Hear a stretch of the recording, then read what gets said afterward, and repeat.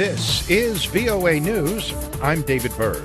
The World Health Organization has boosted its risk assessment of the coronavirus spreading worldwide to very high at global level, with the number of nations hit nearing 6. The virus has now reached sub-Saharan Africa, Mexico, New Zealand and Iceland, among other nations, reporting their first cases on Friday. Some appearing with no obvious source, with governments scrambling to contain the virus. WHO Director General Tedros Adhanom Ghebreyesus says that breaking the chain of transmission is key to stopping the spread of the disease. We still have a chance of containing this virus if robust action is taken to detect cases early, isolate and care for patients, and trace contacts. Late Friday, President Donald Trump said his action to order borders closed to some countries as the virus outbreak spread is the reason why there are so few cases in the United States. So far, 63 cases of the virus have been diagnosed in the United States, including 3 new cases. Stock markets around the world continued their downward trend Friday on spreading fears over the economic impact of the coronavirus. AP's Mike Gracia reports. The worst week on Wall Street since October 2008 ended with more declines for the Dow Jones Industrial Average and the S&P 500. The Dow gave up another 357 points, or 1.4%, to close at 25,409. In 1 week, the Dow lost 3,583 points. It was part of a global sell-off sparked by worries about coronavirus. White House economic advisor Larry Kudlow tried again to calm jittery investors. People should not overreact. In the final 15 minutes of trading, there was a rally of sorts after the Federal Reserve said it stands ready to help the economy if needed. I'm Mike Gracia. This is VOA News.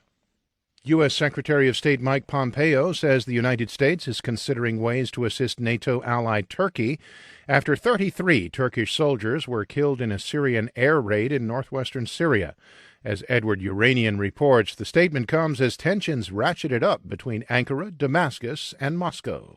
NATO's Secretary General Jens Stoltenberg offered the group's condolences to member state Turkey in a press conference Friday after an urgent meeting requested by Ankara following the deaths of 33 Turkish soldiers in Idlib. Stoltenberg stopped short, however, of offering any NATO military support to Ankara. Russia claims that Turkish forces were working alongside terrorist groups in rebel-controlled Idlib province when they were hit by a Syrian government airstrike. Turkey denies the claim. The Russian Foreign Ministry repeated Friday that terrorist groups will not be tolerated in Idlib. Edward Uranian for VOA News, Cairo. President Donald Trump will send Secretary of State Mike Pompeo to witness the signing of a deal aimed at ending America's longest war. AP's Sagar Meghani reports. The president says Secretary of State Mike Pompeo will be on hand to see an agreement signed with the Taliban, who are responsible for the deaths of thousands of American troops in Afghanistan. It's unclear where the deal will be signed, but earlier reporting indicates it'll be tomorrow in Doha, Qatar. The signing comes after a week where U.S.-led forces and the Taliban committed to a reduction in violence. The deal calls for the U.S. to draw down from 13,000 troops in Afghanistan to about 8,600. The president says Defense Chief Mark Esper will also issue a joint declaration with Afghanistan's government. Sagar Meghani at the Pentagon. Climate activist Greta Thunberg denounced politicians and the media on Friday for failing her generation. Reuters' Francesca Lina has details. We will not be silenced because we are the change, and change is coming whether you like it or not. The world is on fire, and politicians and the media are ignoring it. That was Greta Thunberg's message for young climate change protesters on Friday. Several thousand people attended a rally in the southwestern English city of Bristol to see the world's most prominent climate activist speak. Thunberg has been in Britain since last weekend.